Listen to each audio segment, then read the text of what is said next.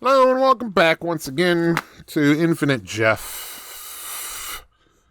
You know what's up. This is page 329. Let's go. Of target center. 5 megatons of heavy hydrogen fusion yields at least 1.4 million curies worth of strontium-90, meaning microcephalic kids in Montreal for roughly 22 generations. And yes, Wiseacre McKenna of Amnat, the world, will probably notice the difference.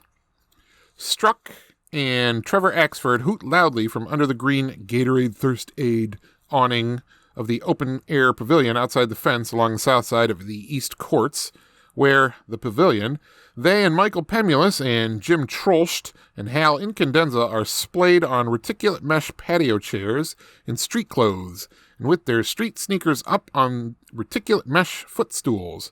Struck and Axford, with suspiciously bracing Gatorades, and what looks like a hand-rolled psychochemical cigarette of some sort being passed between them.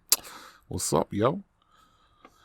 11/8 is an ETA day of mandatory total R&R, though the public intoxicants are a bit much.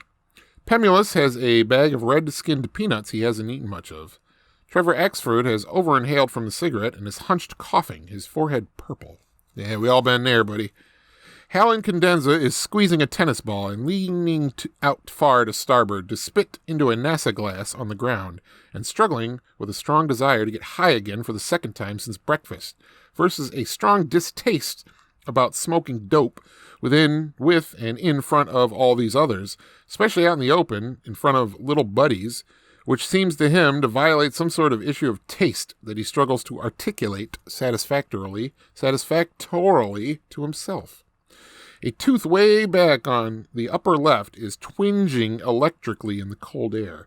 Pemulus, though from his twitchy right eye he's clearly had recent recourse to some tenuate, which helps explain the uneaten nuts, is currently abstaining and sitting on his hands for warmth. Peanuts on the floor wall away from Hal's NASA glass.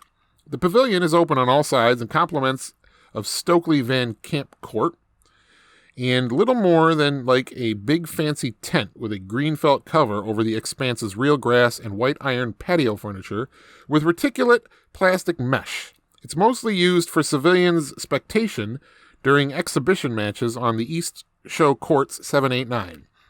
Sometimes ETAs cluster under its during drill breaks in the summer in the heat of the day. Sometimes ETAs cluster under it during drill breaks in the summer in the heat of the day.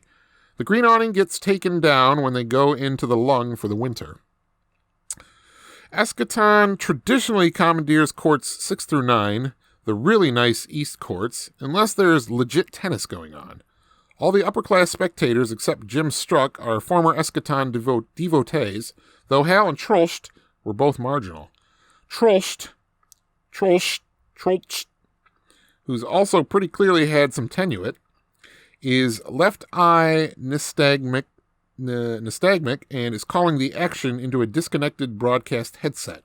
But Eschaton's tough to enliven, verbally, even for this stimulated, being generally too slow and cerebral.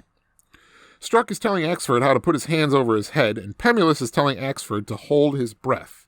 Now, in a stressed, heightened voice, Otis P. Lord says he needs Pemulus to real quick come zip inside through the cyclone fence gate south of Court 12 and walk across the theater's 4. All right, that's page number 329 of the book, Infinite Jest. Oh, and the problem is, I've been up all day, I worked all day, having been up at about 4 in the morning on not a lot of sleep to go to work. And the reading makes me sleepy. But gotta persevere. Persevere! 329. That was the page. Persevere. Have a good night.